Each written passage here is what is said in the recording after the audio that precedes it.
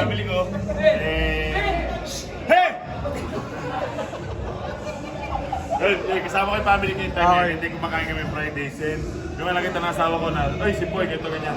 Then si Poy, wala naman alanganin na, no?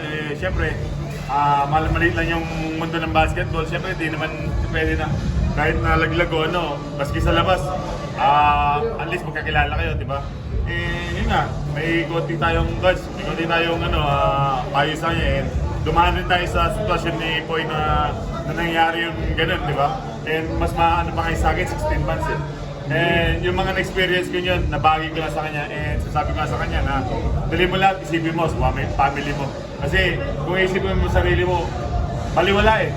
Kasi sarili mo yan, kung isipin mo yung pamilya mo, mas marami kang, mas marami kang malalaman, marami kang maiisip. Kasi lagi mo tinatanda, lagi mong iisipin nandiyan yung pamilya mo. Kung ano mo mangyari sa'yo, pamilya mo pa rin nandiyan sa likod mo. Okay, thank you. Thank you.